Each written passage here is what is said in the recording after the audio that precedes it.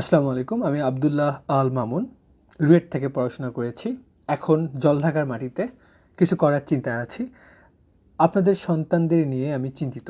শুধু আপনাদের সন্তান কেন, আপনার ছোট ভাই বোন অথবা ভাগিনী অথবা ভাগিনা, ভাতিজা, ভাতিজি, এই সকল মানুষকে নিয়ে আমি ব্যাপক চিন্তিত। আমি পাগল না, আমি চিন্তিত এই কারণে যে আমি দেখেছি যে যখন আমি ঢাকায় প্রথমে গিয়েছিলাম তখন কিছু স্মার্ট সুপার ইন্টেলিজেন্ট ছেলেমেয়েদের সঙ্গে আমি কানেক্টেড হই, স্পেশালি ছেলেদের সঙ্গে। আমরা হোস্টেলে ছিলাম, তো এদের চিন্তা ভাবনা এমন উন্নত ছিল। তো আমি ক্লাস 10 পাশ করার পর যখন তাদের সঙ্গে কথা বলি তো আমি তাদের কাছে কিছুই না। কী কারণে? এরা ইংরেজিতে অনারেবল কথা বলতে পারে, আমি পারতাম না। এরা বিভিন্ন বই নিয়ে আলোচনা করে। আমি টুইটারের নাম ঢাকা যে প্রথম শুনেছি, but they are talking about Elon Musk, tweet that, tweet this, মানে এরা বিভিন্ন টুইট নিয়ে আলোচনা করা শুরু করে দিল। তো আমি মাঝে মাঝে ওদের সঙ্গে যখন বসে থাকি তখন হচ্ছে গ্রিক ফিলোসফি, তারপর হচ্ছে মিথোলজিগুলা, হিন্দু ইজম, হিন্দু মিথোলজি, বিভিন্ন বিষয় নিয়ে ওরা হচ্ছে আলোচনা করতো। তো আমার তো বিন্দুমাত্র ধারণা ছিল না, আমি মিথোলজি ওয়ার্ডটাও হয়তো ওই সময় প্রথম শুনেছি। সো ওদের দেখে আমি বুঝলাম যে এরা অনেক শার্প এবং যে নলেজ ব্যাংক নিয়ে ওরা কথা বলছে এটা একদিন দুদিনের নলেজ না। তো এটা অনেক ছোটোবেলা থেকে তৈরি করেছিল এবং আমি বুঝে ফেলেছি যে তাদের বাবা মা অনেক সচেতন। তো সচেতন বাবা মার সচেতন সন্তান। তো আমি খুবই ইন্সপায়ার্ড। আমি বুঝতে পারলাম যে মানুষের পটেনশিয়াল কতদূর হতে পারে। তো পরিবেশের একটা প্রভাব মানুষের জীবনে থাকে। তো ভাগ্যক্রমে কিছু আন্তরিক বন্ধু তৈরি হয় এবং যখন তারা বই নিয়ে আলোচনা করে তখন আমি ওই সময় ধারণা পোষণ করতাম যে পাগল নাকি, আমি নিজের একাডেমিক বই পড়তে সময় পাই না, আবার আউটসাইড বই আমি কী পড়বো, এইরকম একটা ধারণা আমি পোষণ করতাম। বাট একদিন আমরা বই মেলায় যাই, আমাকে এক বন্ধু সঙ্গে যাই, সে যাবে আমিও যাই। ঢাকার বইমেলা একটু দেখার ইচ্ছা। তো সেই বন্ধু অনেকগুলো বই কিনতেছে। আমি তো অবাক যে একটা দুইটা বই কিনলেই হয়, সে প্রত্যেকটা স্টলে যাচ্ছে আর পাইকারি হলে বই কিনতেছে। এখন বুঝি কেন এতগুলো বই কিনেছিল, তবে তখন আমার এরকম ধারণা। তো ওর অতগুলো বই কেনা দেখে এবং যেহেতু মেলায় এসেছি একটা বই না কিনলে কেমন হয়, এই জিনিসগুলোর কথা শুনে আমি বললাম যে বন্ধু আমি এটা কিনতে চাই। তো আমি তো জানি না কোন বই কিনবো, সো ও আমাকে প্রথমেই ডেল কার্নেগির রচনা সমগ্র একটা বই হাতে ধরাই দিল। তারপর আমি টাকা দিয়ে কিনলাম। তো আমি আবার মোটা বই দেখতেছি, দামও বেশি হয়ে যায়, তো আমি ভাবতেছি তুই কী বই কিনতে বললাম, আর ওই আমাকে এটা ধরাই দিল। But it was A blessing, আল্লাহ তার ভালো করুন। তা আমি কী করলাম, ওই বইটা নিয়ে এসে বাসায় রাখছি, পড়বো, নতুন বই দেখতেছি, বাট পড়া হয় না। কয়েক মাস পর হয়তো বইটা হাতে তুলে নিলাম এবং বিশ্বাস করবেন না, যখন 1 2 3 লাইন 3 পেজ আমি পড়লাম, আমাকে আমার ভিতরে পেট্রোল বা কেরোসিন ঢেলে দিল, মানে ফুয়েল দিয়ে দিল। আমার আর ফুয়েলের কোনো অভাব ছিল না। মানে বইটা এমন বিষয় নিয়ে কথা বলছে যেই বিষয়গুলো আমি বছরের পর বছর ধরে হান্ট করছি, খুঁজে বের হচ্ছি। কারণ আমি দেখেছি যে মানুষ মানুষকে কোনো একটা দোকানদারকে যদি আমি কোনো কিছু কিনতে চাই, দোকানদার হুট করে রাগ দেখায়। আমি বুঝি না কেন রাগ দেখায়। বাসায় আত্মীয় স্বজনদের সঙ্গে কথা বলার ধরন আমি তো জানি না অত ভালো করে। তো আমার কথাগুলোতে মানুষ খুব একটা স্বাচ্ছন্দ্য বোধ কখনো করে না। সাপোজ তারপর আহ, আহ, একজন আপনার মনে করেন আপনার জন্য যে কাজ করে, সেও যে আপনার ব্যবহারে খুব একটা স্যাটিসফাইড কি না, এই জিনিসটাও আমার ধারণার মধ্যে মানে এক প্রকার কনফিউশন ছিল যে মনে হয় আমাকে পছন্দ করে না। হোয়াটএভার। তারপর কি ঘটলো, আমি ডেল কার্নেগির ওটা পড়লাম, তো সুন্দর একটা জিনিস পেলাম যে মানুষের ইফোর্টের প্রশংসা করুন। সাপোজ একটা সাধারণ জিনিস, তার ইফোর্টের প্রশংসা করুন। তো আমি কি করলাম, আমি যে হোস্টেলে থাকি সেই হোস্টেলে ওটা ইমিডিয়েট অ্যাপ্লাই করলাম যে হোস্টেলের দারোয়ান, ওনাকে সুন্দরভাবে সালাম দিই, সম্মান দিলাম। তারপর ওনার যে একটা গুণের প্রশংসা করি, যে সত্যিকার গুণ, মিথ্যা গুণ না। তো তিনি ধীরে ধীরে আমাকে ভালোবাসা শুরু করলেন। শুধু তাই না, যে কাজ করে বুয়া, তাকে সেম। সো সামথিং ঘটছিল আমার সঙ্গে। মানুষের অ্যাটিটিউড, বিহেভিয়ার, কথাবার্তা, আপনার প্রতি ভালোবাসা প্রদর্শন বেড়ে যাচ্ছিল। এটা যে কত বড় মজার! তো এই ধরনের প্রশ্ন, আমি এ ধরনের অনেক কিছু খুঁজতাম, বাট ওই ডেল কার্নেগির বই পড়তে আমার মাথা শুধু টকবক করছিল, এই বইটা আমি আগে কখনো কেন পাইনি, কেন পড়িনি। তো ওই বইটা আমার জীবনে একটা বড় ইম্প্যাক্ট রেখেছে। সব জায়গায় আমি কথা বলার একটা, মানুষের কাছ থেকে কথা বলে সুন্দর ব্যবহার পাওয়ার একটা পাইছি, যে এটা একটা মন্ত্র পেয়েছি, ইউ ক্যান সে। অনেক অ্যাসপেক্ট আমার সুন্দর করে দিয়েছে। তো তখন আমি বুঝেছি যে একটা বই আসলেই কত গুরুত্বপূর্ণ। বই আসলেই কত গুরুত্বপূর্ণ। তারপর তো কোনো কথাই নেই, আমি অনেকগুলো বই পড়ি। The miracle morning, the magic of thinking big, the art of thinking clearly, the power of habit. আমার সেলফ ডেভেলপমেন্ট বইগুলোর প্রতি খুবই আগ্রহ ছিল। তো এরকম অনেকগুলো বই, আমার বই তাকে এখনও আছে। এখন বই পড়ার পরে আমার মাইন্ড সুপার লেভেলের চেঞ্জ, এবং আমি হাড়ে হাড়ে টের পাই। মাহমুদ হোসেন সোহাগ বলেন, সবাই, বিভিন্ন সিইও বারবার বলে যে read read read read read, এটা হুদাই বলে না। একটা মানুষের জীবনে খুব স্বল্প সময়, আমার মেন্টর নাই, আমাদের কেউই নাই যে আমাদের কথা বলবে, ভাই আমাকে জ্ঞান দিবে, কারণ আমরা একটা অজপাড়া গায়ে থেকে আসছি। কোনো বাবা মার যতটুকু জ্ঞান অতটুকুই মনে করি যে বাবা সব জ্ঞান সব আমার বাবার কাছে আছে, বাট নো, পৃথিবীতে জ্ঞানী ভরা কত কত জ্ঞানী মানুষ। কারো আত্মীয় স্বজন বা পিয়ারের কোনো ভালো জ্ঞানী মানুষ থাকলে তার তো ভাগ্য, কিন্তু সবার তো থাকে না। তো বই এমন একটা জিনিস, বড় বড় জ্ঞানী মানুষগুলো তাদের জ্ঞানের জিস্টগুলো বইয়ে লিখে দিছে ভাই, যখনই পড়বেন মাথা ঘুরবে। এখন জ্ঞান অর্জন করে তো লাভ নাই, ওটা অ্যাপ্লাই করার মতো জ্ঞান, যেটা আপনি বাস্তব জীবনে কাজ করলে ফল পাচ্ছেন, কী যে মজা। তো যারা বই পড়ে না তাদের বোকা আসেই ওরা। একটা হচ্ছে টাইম ট্রাভেল করে, মনে করেন 100 বছরে যে জ্ঞান আপনি অর্জন করতেন, সেটা তো আপনাকে এত দ্রুত, এত ফাস্ট পেস আলা পৃথিবীতে খুব দ্রুত অর্জন করতে হবে। তো সে একটা বই পড়লো, সে একটা 10 বছর আগে গেল, আপনার থেকে 10 বছর সত্যি আগে গেল। কেন 10 বছর আগে গেল আপনাকে বলি। আমার বেতন আমি মনে করেন ইনকাম করি মাসে 40-50 হাজার টাকা সাপোজ। বিল গেটস কত করে? বিল গেটস ধরে নিলাম জাস্ট হিসাবের জন্য 100 কোটি, অনেক বেশি করে, জাস্ট ধরে নিলাম 100 কোটি। বিশ্বাস করুন, সে আমার থেকে কয়েক শত বছর এগিয়ে আছে। তার এক্সপেরিয়েন্সের থুলি, তার ডিসিশন নেওয়ার ক্যাপাবিলিটি আমার থেকে কয়েক শত বছর এগিয়ে আছে। কারণ আপনার বয়স বাড়ার সঙ্গে সঙ্গে জ্ঞান বাড়ে, তাই প্রমোশন হয়, বেতন বাড়ে। একটা বাচ্চাকে আর একটা বুড়ো মানুষ, এক্সপেরিয়েন্স মানুষকে তো আমরা সেম বেতন দিই না। তো একটা বিল গেটস, উনি যে পরিমাণ নলেজ নিয়ে কোনো একটা কাজ করেন, সেটার ক্রেডিবিলিটি, সেটার ভ্যালু আমার থেকে শত শত বছর বেশি পর্যায়ে চলে যায়, তাই সে আউটপুটটাও বেশি পায়। তো সে একই পৃথিবীতে যদি আমরা একই এইজে থাকতাম, সে আমার থেকে বেশি ইনকাম করে। আমাদের বায়োলজিক্যাল এইজ সেম। আমার একটা বন্ধু মনে করুন বিল গেটস, আমার বয়স এখন 70, ওর বয়স 70, আমাদের biological age same, but mental age, knowledge age, informational age আমার থেকে শত শত বছর আগাই গেছে, বিকজ অফ বুক।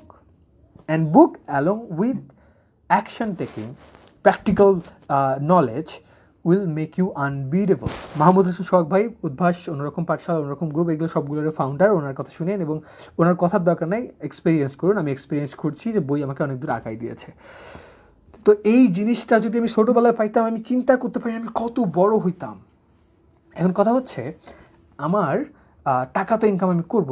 আমি এখন দেখেছি যে আমার পেট কতটুকু খায়, আমি 2টা বিছানার বেশিতে ঘুমাইতে পারি না, এবং আমার কিছু টাকার আগ্রহ আছে। আমি একটু দেশ বিদেশ ঘুরতে চাই, দু একটা কার্ড থাকতে চাই, থাকুক, এটাই চাই। কিন্তু আমার কেন জানি মনে হয় যে আমি আমার সন্তানের জন্য টাকা রেখে যাবো না। আমার সন্তানকে আমি শেখাই দেবো যে তুই শিখে কামাই কর, আমার টাকার উপর তুই ডিপেন্ড করিস না, কারণ তোকে আমি ব্রয়লার মুরগি তো বানাবো না, তাই না?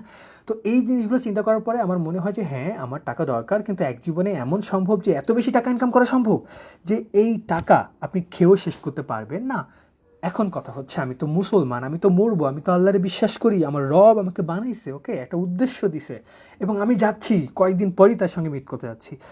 তো this is the most important thing. এবং পৃথিবীতে আমি লাইফটাকে অবশ্যই ফকিরনির মতো কাটতে চাই না। তো আমি দেখেছি যে মানুষকে খুব বেশি টাকা লাগে না, অলরেডি আমি স্যাচুরেটেড, টাকার দিক দিয়ে স্যাচুরেটেড না, আমার সব কিছুই আছে, আলহামদুলিল্লাহ, আমাকে সব কিছু দিয়েছে। I am not talking about I need a car, I don't need a car, what ever I need, what ever I I am suppose to have, I have all those thing.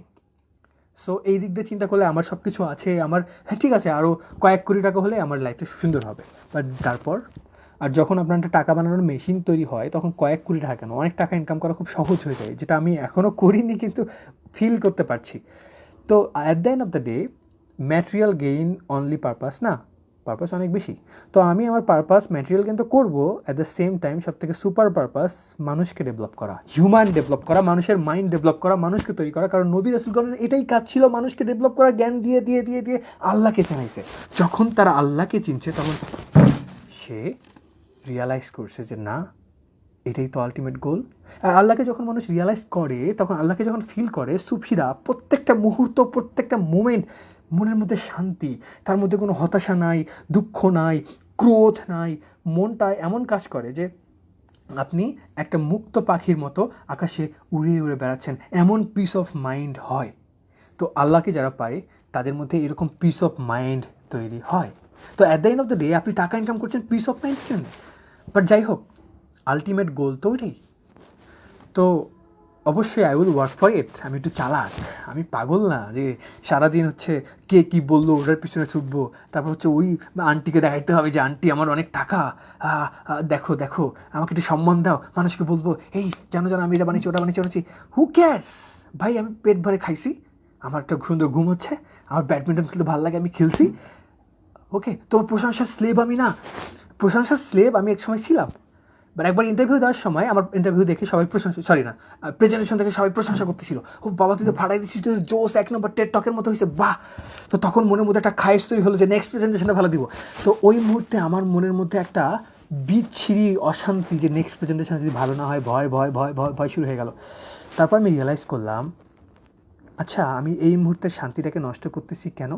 Just because অন্য মানুষকে দেখানোর জন্য। ওই মুহূর্ত থেকে ধরে ফেললাম যে আমার প্রেজেন্টেশনটা বাথরুম হোক তো কী হয়েছে, পায়খানা হোক তো কী হয়েছে, মনের মধ্যে শান্তি শুরু। তো যখনই মানুষকে দেখাবো সম্পদ, মানুষকে দেখাবো আই এম সামথিং, মানুষকে দেখাবো আমি বিউটিফুল, মানুষকে দেখাবো আমি ভালো খেলি, এটা ভালো লাগে। বাট এটাকে যদি ধরে নেই তাহলে অশান্তি আর অশান্তি। তো আমি শিওর যে মানুষকে দেখানো নিয়ে আমি ধীরে ধীরে নিজেকে এমন বানাবো যে আমি মানুষকে দেখাতে চাই না। তো মানুষকে যদি দেখাতে চাই না এবং আমার যদি ফুলফিলমেন্ট সব কিছু হয়, আমার খাবার আছে, গাড়ি আছে, টাকা আছে, ফ্যামিলি আছে, what else do I need? Then what? Then থাকে ডিভাইন পারপাস। ডিভাইন পারপাস আপনাকে মোটিভেট করে, এবং আমার ডিভাইন পারপাস হচ্ছে মানুষকে ডেভেলপ করা, মানুষকে ডেভেলপ করা। চাকরি ফাকরি আমার চিন্তা কখনোই নাই, আমি কোনোদিন চাকরি করবো না। কে চাকরি করে, পাগল নাকি? এই বসে বসে টাকা ইনকাম করা যায়, চাকরি করবো? Sorry, I will never do it. So what can I do? আমার একটা মজার ব্যাপার কি, পড়া মানে মানুষ ডেভেলপ করা এবং মানি, এই দুইটাই একসঙ্গে তৈরি হয়ে গেছে। তো পারপাসটা মানুষ ডেভেলপ করা, অ্যাট দ্য সেম টাইম মানিও, টাকা, টাকা ছাড়া তো চলতে পারবো না, বেতন দিতে পারবো না টিচারদের, তাই না? তো এই জন্য আমি থিঙ্কিং নেশন খুলেছি, thinking nation mentor, thinking nation academy. আজকে থিঙ্কিং নেশন একাডেমি সম্বন্ধে বলছি। এখানে যে বাচ্চাগুলো পড়ে, আমার এখন অনেক লস প্রজেক্ট, এটা একটা লস প্রজেক্ট, আমার অনেক টাকা চলে গেছে, কয়েক লাখ, সত্যি কথা মিথ্যা না, কারণ ফার্নিচার, বাসা ভাড়া, টিচার্স বেতন, তার মধ্যে আসতেছে 3-4-5% বা 10% আসে নাই। তার মধ্যে আবার ডেভেলপমেন্ট, আমি তো জানি না, এক্সিস্টিং সিস্টেমে আমি আগাতে চাই না, এই মেরে মেরে। আমরা প্রথমে ওটা এক্সপেরিমেন্ট করছি, বাট এটাতে কাজ হয় না, বাচ্চাগুলো টক্সিক হয়ে যায়। তো এদেরকে গ্রুম করে ভালো করা, যেটা নবীরা করতেন স্পিরিচুয়ালি, বাট আমরা এখানে করবো spiritual at the same time practical ওয়ার্ল্ডের রিয়েল লাইফে সে যদি একটা ভালো লাইফ লিড করতে পারে। এইটা করার যে আমি কয়েকটা ধাক্কা খাইছি, ট্রায়াল অ্যান্ড ইরোর, ভুল করছি, আবার শিখতেছি, বাউন্স ব্যাক, আবার নতুন সিস্টেম। প্রথমে কী ভুল করছিলাম যে আমি তো স্পোকেন ইংলিশ শেখাবো, এটা শেখাবো, ওটা শেখাবো, সব কিছু যখন শুরু করলাম তখন এদিকের বাবু বুঝে না, আমরা মনে করি তোমার এখানে পাঠিয়েছি আমি একাডেমিক রেজাল্ট ভালো করার জন্য, বৃত্তি পাইয়া দাও, তুমি এটা কী শুরু করে দিছো, ওই ইংলিশ এখন দরকার আছে ভূত। তখন তো আমি বুঝলাম না, আমি যেটা স্বপ্ন দেখছি এটা হচ্ছে একটা যা স্বপ্ন, এটা বাস্তবে রূপ দেওয়া কাইন্ড অফ ইম্পসিবল। তখনই পসিবল যদি আমি ওদের একাডেমিক রেজাল্ট এনে দেই, তারপর ব্যাকগ্রাউন্ডে ইসলামিক ফিলোসফি, কোরআনিক ফিলোসফি সব কিছু ঢোকাই দেয়। তো এখন ফোকাস করতেছি রেজাল্ট। এখন রেজাল্ট ভালো করার জন্য আমরা এখন পানিশমেন্ট সিস্টেমে চলে গেলাম, আই থিঙ্ক আলট্রা স্টাইল। তো ওদের একটু পানিশ করবো, ভয় দেখাবো, ওদের পড়ে আসবে। বাট দেখলাম যে পড়াশোনার ফোকাসটা, বাচ্চা কাচ্চার লার্নিং ফোকাস থেকে ওদের ফোকাস ডাইভার্ট হয়ে যায়, বাঁচতে হবে। যখন বাঁচতে পারে না, রেগুলার পানিশমেন্ট পাচ্ছে, তখন সে ভায়োলেন্ট হয়ে যায়, বিদ্রোহী হয়ে যায়। তো এইটা তো হবে না। তো এখন আমরা পানিশমেন্ট ফোকাস থেকে বাদ হয়ে খুব সিভিয়ার এমন পানিশমেন্ট দিই, মনে করুন 8টার সময় ছুটি, ওকে 8:30টার সময় ছুটি দিব, আধা ঘন্টা তুমি পড়ো আরও বেশি। এই পানিশমেন্টের প্রবলেমটা সলভ হয়েছে। তো এরকম হাজার হাজার প্রবলেম আমরা সলভ করে করে আগাচ্ছি, এবং ধীরে ধীরে অপটিমাইজ পর্যায়ে যাচ্ছে। অলরেডি এলাকায় নাম সুনাম চলছে, প্রথম দিকে হয়তো একটু কম ছিল, বাট নো ডাউট নেক্সট ইয়ারে আমরা আরও অনেক বেটার হব। আমি যা প্রমিস করছি আপনাকে, আপনার সন্তান যদি এখানে আপনি দেন, ও ইথিক্যালি অনেক ভালো হবে, ও মোরালি অনেক ভালো হবে, ওর একাডেমিক পারফরমেন্স অনেক ভালো হবে, ও একটা লিডার টাইপ মানুষ হবে, এবং একসময় হয়তো স্টার্ট আপ টাইপ কিছু তৈরি করার চিন্তা করবে। এটা ইফেক্টিভ মানুষ যে কিনা ইনফ্লুয়েন্স করতে চায় পৃথিবীতে। আমরা একটা মানুষকে সাধারণ একটা চাকরিজীবী ডিব্বা হিসেবে চিন্তা করি না। আমরা মনে করি যে একটা মানুষ মানে একটা power source of light, like a sun, সূর্য যেমন আলো দেয়, অন্যরা আলো নেয়। আমি চাই প্রত্যেকটা মানুষ এখানে যারা আসে এরা হবে সূর্য, ওদের আলোতে আলোকিত হবে অন্যরা। সো এটাই হচ্ছে ফিলোসফি। এবং আমি আপনার কাছে চাই, যদি আপনাদের মাথায় কোনো আইডিয়া থাকে ব্র্যান্ড নিউ খুবই ইফেক্টিভ কাজ করবে, প্লিজ দিন। কারণ আমরা যদিও অ্যাপ্লাই না করি, ওটা নিয়ে বুঝবো তো অন্তত এই এই এই এই আইডিয়াটার গুরুত্ব কতটুকু, এবং অ্যাপ্লাই করার পসিবিলিটি অনেক বেশি। আমরা কী কী অ্যাপ্লাই করেছি? একাডেমিক পারফরমেন্স তৈরি করার জন্য আমরা এখন প্রত্যেকটা অধ্যায়ভিত্তিক পরীক্ষা নেই। ক্লাস 5-এর প্রত্যেকটা অধ্যায় পরীক্ষা হবে, নো ডাউট। 40 মার্কের পরীক্ষা, সিডি পরীক্ষা। এই পরীক্ষা যখন নেওয়া হয়ে যাবে, এই পরীক্ষার মার্কস খাতা ভ্যালিডেশন হয়ে যাবে, তারপর মার্কস চলে যাবে SMS-এ বাবা বা প্যারেন্টস গার্ডিয়ানের কাছে, গার্ডিয়ান SMS দেখবে। অ্যান্ড দেন এই রেজাল্ট শিট আমাদের কাছে আসে। আমরা প্রত্যেক মাসে সব পরীক্ষার ফার্স্ট, সেকেন্ড, থার্ড এবং প্রত্যেকটা সিরিয়ালে কারা কারা আছে ওটার লিস্টটা ওদের লিডার বোর্ডে লাগিয়ে দিই। ওরা দেখে, ভালো ফিল করে। তারপর কী করি? ওই র্যাঙ্কিংয়ের উপর ভিত্তি করে আমরা ফার্স্ট, সেকেন্ড, থার্ড পুরস্কার দিই। শুধু কি first, second, third? No, growing স্টুডেন্টকে পুরস্কার দিই যে কিনা গ্রো হচ্ছে। সে পাচ্ছে, গার্ডিয়ান পাচ্ছে SMS, গার্ডিয়ান কয়েকদিন পর অ্যাপসে ওদের বাচ্চা কবে আসে নাই, কোন পরীক্ষা কত মার্কস, কোনটা ভালো, পজিটিভ সাইড সব কিছু পাবে।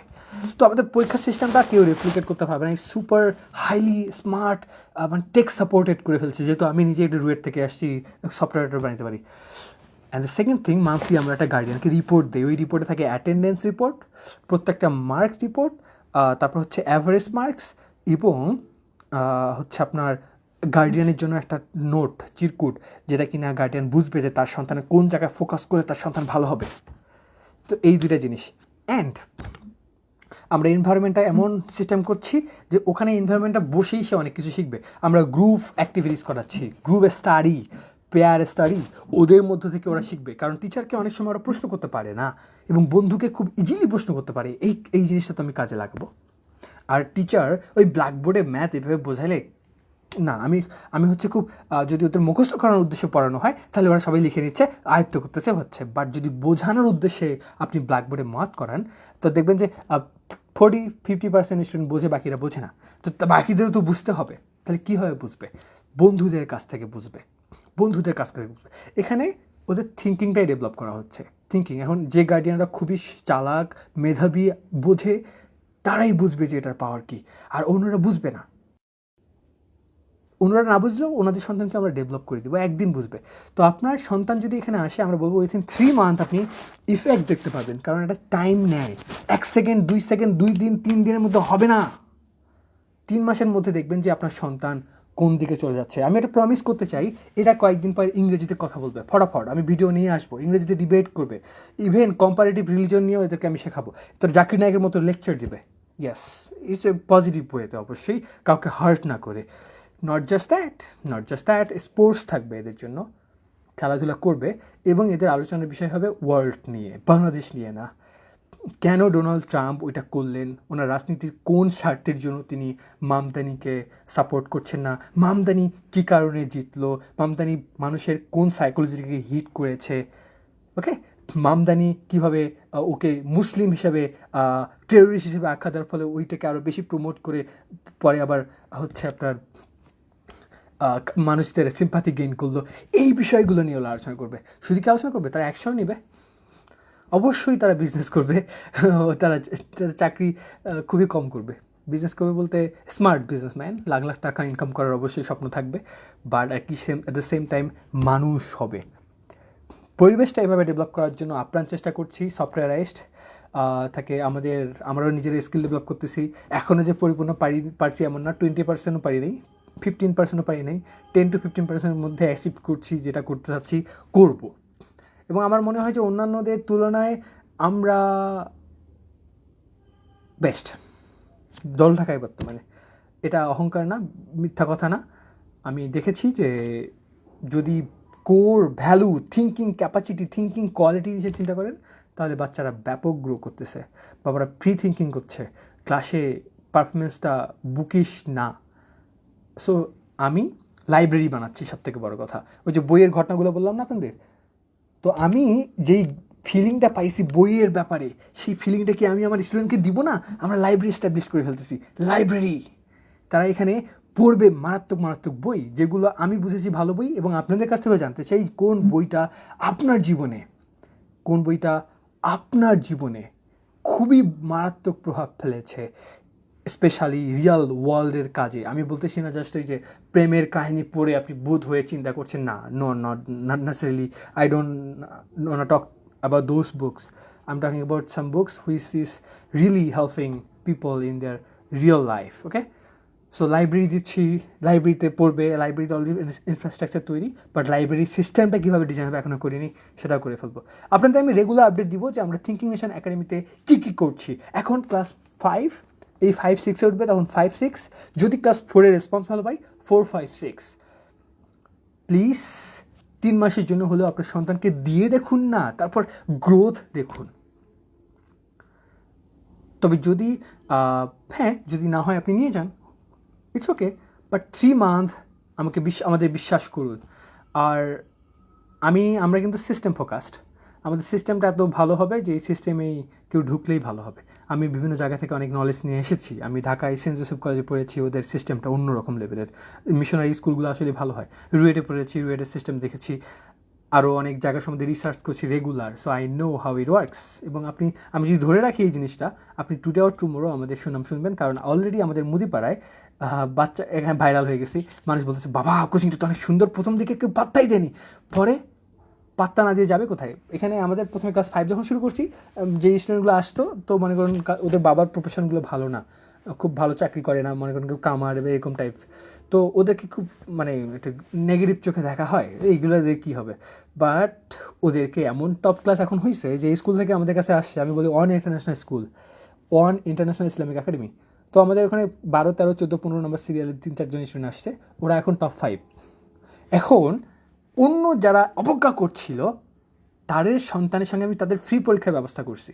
সো তারা এসে দেখতেছে, তারা বলতেছে এই থিঙ্কিং নেশন একাডেমি স্টুডেন্ট তো ব্রিলিয়ান্ট ব্রিলিয়ান্ট ব্রিলিয়ান্ট ব্রিলিয়ান্ট, এটা বলতেছে। অথচ এদেরকে ওরা বলতেছে ফুটপাতের টোকাই ছেলে পেলে।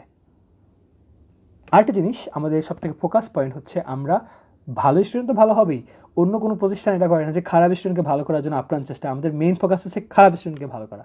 এটাতেই আমরা বেশি মজা পাই, যে একটা ছেলে একদম শিওর ও ফিউচার নষ্ট, ওকে এমনভাবে সাইকোলজিক্যালি সব দিক দিয়ে মোটিভেটেড করে ওকে একটা ফ্লোতে নিয়ে আসছি।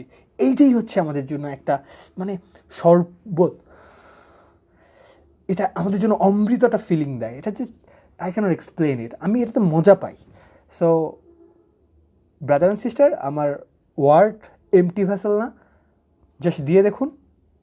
3 মান্থ সময় দিতে হবে আমাদের। 3 মান্থে আপনি ইমপ্রুভমেন্টগুলো দেখবেন, তারপর জাজ করবেন। থ্যাংক ইউ সো মাচ, ভালো থাকবেন, নিজে খেয়াল রাখবেন। আসসালামু আলাইকুম।